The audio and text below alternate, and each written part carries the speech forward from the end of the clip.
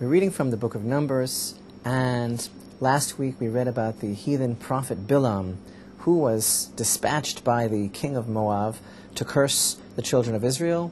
His mission was not successful. He saw that he had no power over the children of Israel, and his curses inadvertently turned to blessings. But then the king of Moab decided that he would try to ensnare and to unravel the spiritual superiority of the children of Israel through a different means. He decided that he would use licentiousness and promiscuity to ensnare Israel, seeing that the curses wouldn't work. And so we read in the book of Numbers, in chapter 25, Israel settled in Shittim, and the people began to commit harlotry with the daughters of the Moabites. And the Moabites were so loathsome that they actually had their daughters entice the children of Israel just so that they would be able to ensnare them.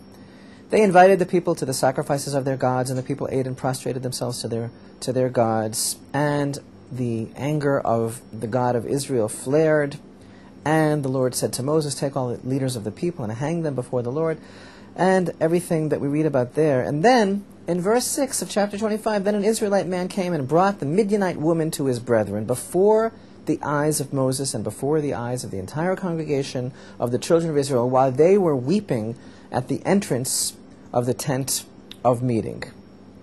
And then Pinchas, the son of Eleazar, the son of Aaron, the Kohen, saw this, arose from the midst of the congregation, and took a spear in his hand. He went after the Israelite man into the chamber and drove the spear through both of them, the Israelite man and the woman through her stomach, and the plague ceased from the children of Israel.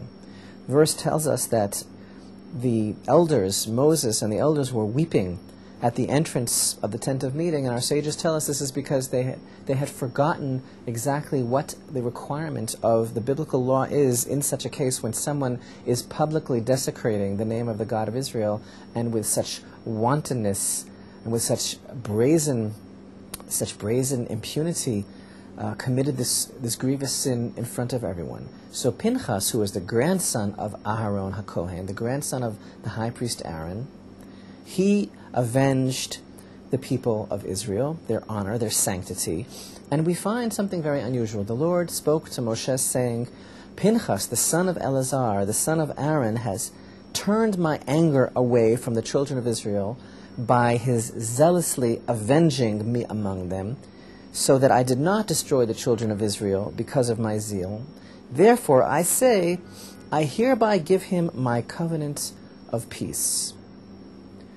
And God made an eternal covenant, Briti Shalom, my covenant of peace. He made this covenant with Pinchas in reward for this act that he committed, this act of vengeance, this act of retribution.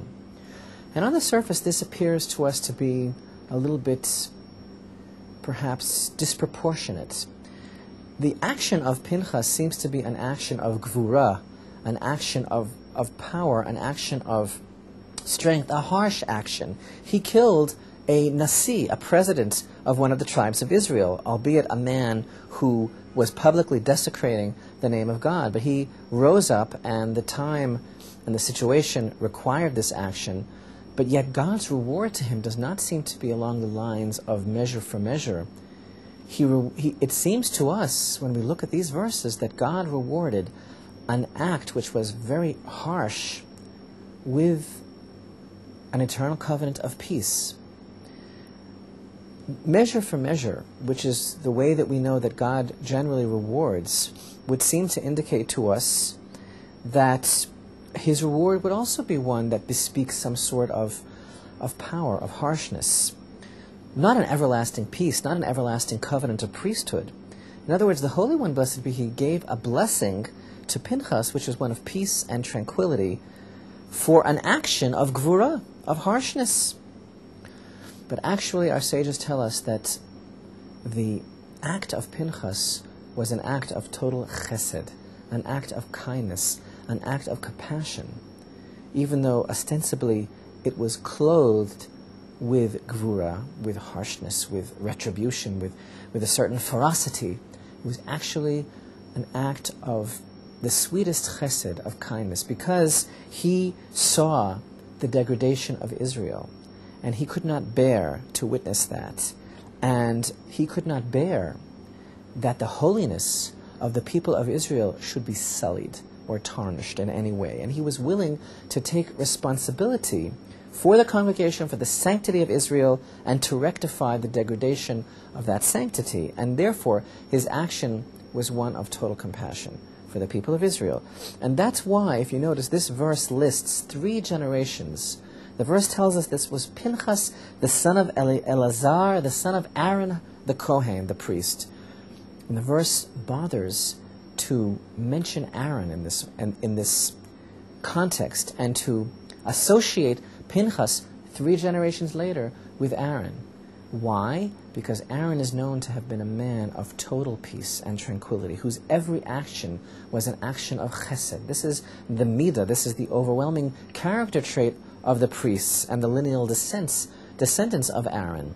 And so by associating Pinchas with Aaron, the verse is deliberately telling us that Pinchas was a chip off the old block, that the apple did not fall from the tree, that this in essence inherently was an act that would be a reflection, a good reflection on grandfather Aaron, an act of chesed.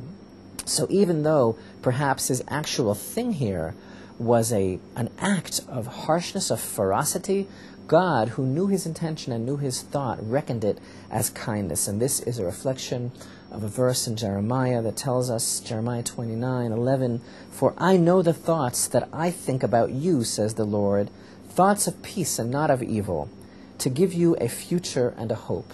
And God testified about Pinchas that there's no greater chesed, there's no greater act of kindness than bringing about an atonement and a rectification for the dignity of Israel.